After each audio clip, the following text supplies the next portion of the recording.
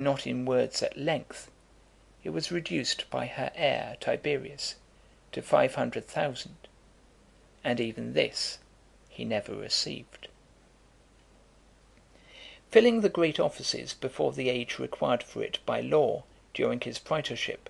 at the celebration of games in honour of the goddess Flora, he presented the new spectacle of elephants walking upon ropes. He was then governor of the province of Aquitania for near a year, and soon afterwards took the consulship in the usual course, and held it for 6 months. It so happened that he succeeded Lucius Domitius, the father of Nero, and was succeeded by Salvius Otho, father to the emperor of that name, so that his holding it between the sons of these two men looked like a presage of his future advancement to the empire. Being appointed by Caius Caesar to supersede Gaetulicus in his command, the day after his joining the legions he put a stop to their plaudits in a public spectacle, by issuing an order that they should keep their hands under their cloaks. Immediately upon which the following verse became very common in the camp: Disce miles militare, Galba est, non Gaetulicus. Learn, soldier, now in arms to use your hands, 'tis Galba, not Gaetulicus, commands. With equal strictness he would allow of no petitions for leave of absence from the camp. He hardened the soldiers, both old and young, by constant exercise;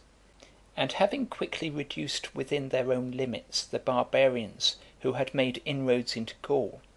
upon Caius's coming into Germany, he so far recommended himself and his army to that emperor's approbation, that, amongst the innumerable troops drawn from all the provinces of the empire, none met with higher commendation or greater rewards from him. He likewise distinguished himself by heading an escort with a shield in his hand, and running at the side of the emperor's chariot 20 miles together. Upon the news of Caius's death, though many earnestly pressed him to lay hold of that opportunity of seizing the empire, he chose rather to be quiet. On this account he was in great favour with Claudius, and being received into the number of his friends, stood so high in his good opinion, that the expedition to Britain was for some time suspended, because he was suddenly seized with a slight indisposition. He governed Africa as proconsul for 2 years, being chosen out of the regular course to restore order in the province, which was in great disorder from civil dissensions, and the alarms of the barbarians. His administration was distinguished by great strictness and equity, even in matters of small importance. A soldier upon some expedition being charged with selling, in a great scarcity of corn, a bushel of wheat, which was all he had left, for 100 denarii, he forbade him to be relieved by anybody when he came to be in want himself,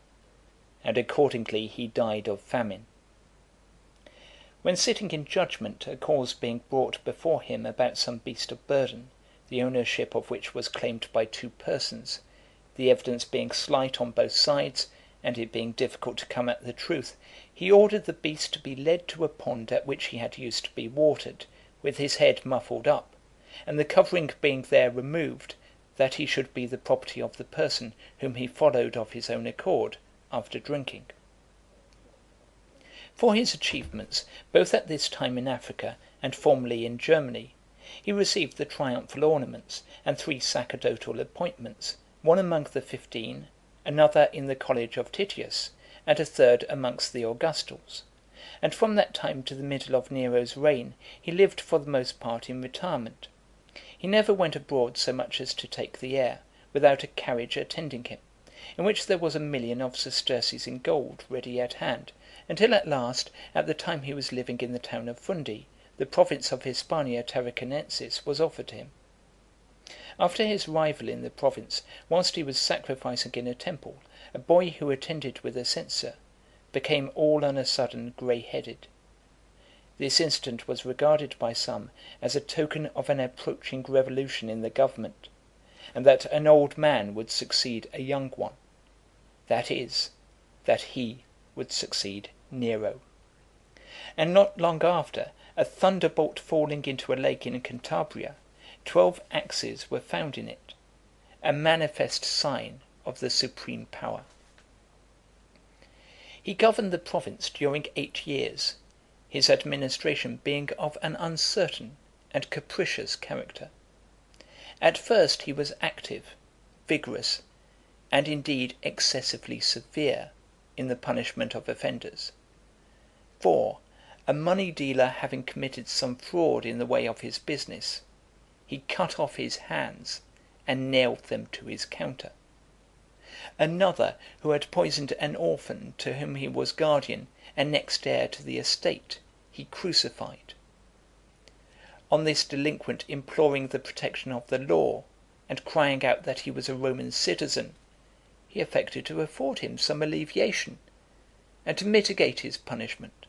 by a mark of honour, ordered a cross higher than usual and painted white to be erected for him. But, by degrees, he gave himself up to a life of indolence and inactivity, from the fear of giving Nero any occasion of jealousy, and because, as he used to say, nobody was obliged to render an account of their leisure hours.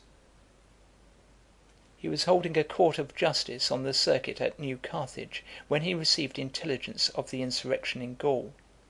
and while the lieutenant of Aquitania was soliciting his assistance, letters were brought from Vindex, requesting him to assert the rights of mankind and put himself at their head to relieve them from the tyranny of Nero. Without any long demur, he accepted the invitation from a mixture of fear and hope, for he had discovered that private orders had been sent by Nero to his procurators in the province to get him dispatched, and he was encouraged to the enterprise as well by several auspices and omens, as by the prophecy of a young woman of good family;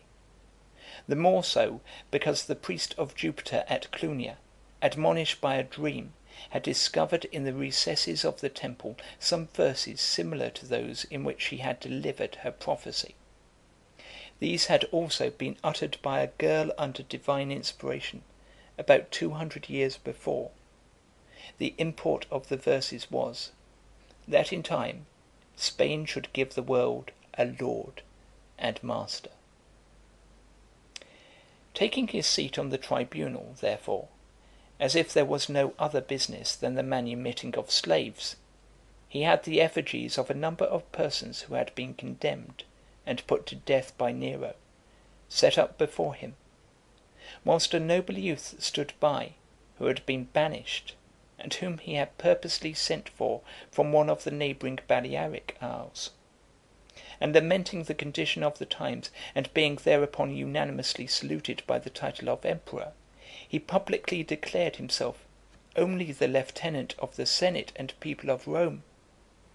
Then, shutting the courts, he levied legions and auxiliary troops among the provincials, besides his veteran army consisting of 1 legion, 2 wings of horse, and 3 cohorts. Out of the military leaders most distinguished for age and prudence, he formed a kind of senate, with whom to advise upon all matters of importance, as often as occasion should require. He likewise chose several young men of the equestrian order, who were to be allowed the privilege of wearing the gold ring, and being called the reserve, should mount guard before his bedchamber instead of the legionary soldiers. He likewise issued proclamations throughout the provinces of the empire, exhorting all to rise in arms unanimously, and aid the common cause by all the ways and means in their power. About the same time, in fortifying a town which he had pitched upon for a military post, a ring was found, of antique workmanship, in the stone of which was engraved the goddess Victory with a trophy. Presently after, a ship of Alexandria arrived at Dertosa, loaded with arms, without any person to steer it, or so much as a single sailor or passenger on board. From this instant nobody entertained the least doubt but the war upon which they were entering was just and honourable, and favoured likewise by the gods. when all on a sudden the whole design was exposed to failure.